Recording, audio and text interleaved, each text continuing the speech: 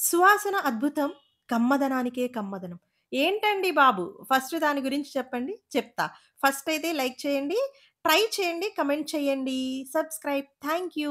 ఇక్కడైతే నేను mint dal with lemon అండి. ఆహా! ఆ పుదీనాలోని ఆ సువాసన, ఆ లెమన్‌లోని ఆ పులుపుదనం ఇస్తుందండి పప్పుకి టేస్ట్ వేరే లెవెల్ అసలు. అంతే ఇంకా. నచ్చాల్సిందే.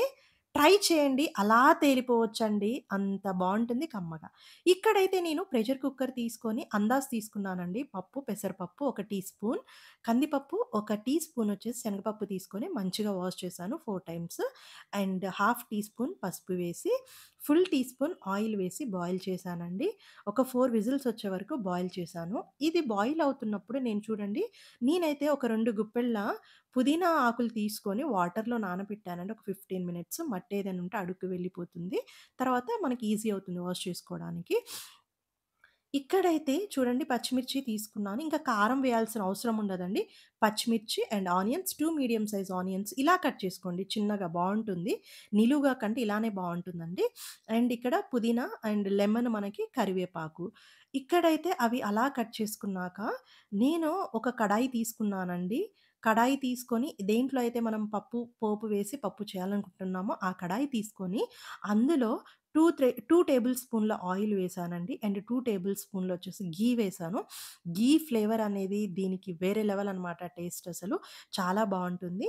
ఇంకా వేడెక్కగానే ఘీ ప్లస్ ఆయిల్ ఇక్కడ నేనొక 2 ఎండుమిర్చి తీసుకొని అలా వేశానండి. ఒక 3 వెల్లుల్లి రెబ్బలు తీసుకొని వేశాను. అండ్ అవి కొంచెం వేడెక్కగానే ఇక్కడ నేను ఆవాలు, జీలకర్ర వేశానండి. అండ్ ఏదైతే చాలా చిన్నగా తరుక్కున్నామో ఆ ఆనియన్స్ అండ్ కరివేపాకు అండ్ పచ్చిమిర్చి అనమాట. నేనిక్కడ ఒక 4-5 పచ్చిమిర్చి తీసుకొని ఇలా కట్ చేసుకున్నాను. అండ్ ఇంగువ.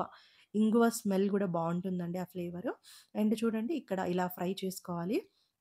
తగినంత సాల్ట్ వేసుకున్నానండి. అండ్ హాఫ్ టీ స్పూన్ పసుపు వేసుకున్నాను. చూడండి ఇలా కలుపుతూ ఫ్రై చేసుకోవాలనమాట. అండ్ ఇక్కడ కొద్దిగా ఫ్రై అయింది గదా! ఫ్రై అయింది అనగానే మనం ఏదైతే పుదీనా ఆకులు తీసుకున్నామో, ఆ పుదీనా ఆకుల్ని మంచిగా వాష్ చేసి ఇందులో వేసుకోవాలనమాట. చూడండి ఇక్కడ ఇలా వేసుకున్నాక కలుపుతూ ఉండాలి. మధ్య మధ్యలో అలా కలుపుతూ ఉండాలి. చూడండి ఇక్కడ ఈ ఫ్లేవర్ ఉంటుందండి అసలు. అలా గాల్లో తేలిపోవచ్చనమాట. కడుపుకి కమ్మదనంగా అనిపిస్తుందండి ఈ పప్పు. ఒక్కసారి ట్రై చేయండి. ఇంకేదైతే బాయిల్ చేసుకున్నామో ఆ పప్పుని మనము ఇందులో వేసుకోవాలండి. చూడండి మొత్తం ఎలా ఉంటుందో తీసుకున్న పప్పుని, ఉడకబెట్టిన పప్పుని మొత్తం వేసుకొని మంచిగా కలుపుకోవాలి. మధ్య మధ్యలో కలుపుకోవాలండి. కావాలంటే ఒక హాఫ్ టీ గ్లాస్ వాటరేసుకోండి. ఇక్కడ నేను 2 హాఫ్ టీ స్పూన్‌ల ధనియాల పౌడర్ అయితే యాడ్ చేశాను. జీలకర్ర పౌడర్ కూడా యాడ్ చేయొచ్చు బావుంటుంది. అండ్ ఇలా కుక్ అయింది అన్నాక ఇక్కడ ఏదైతే ఫుల్ లెమన్ తీసుకున్నా కదా నేను, ఆ లెమన్ ఇలా పిండుకోవాలండి గ్యాస్ ఆఫ్ చేసుకొని వేసుకోవాలండి. టేస్ట్ ఉంటుందండి.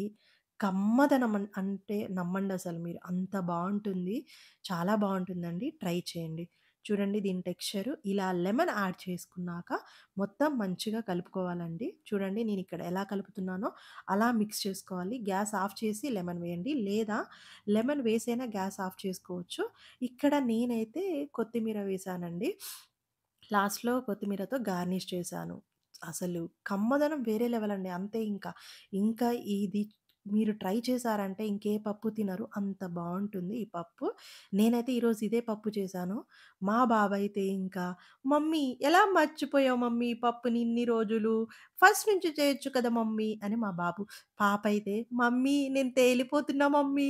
ఆహా! Mummy super mummy. ఈరోజు లంచ్ నాకు పండగే మమ్మీ" అని చెప్పేసి అన్నది.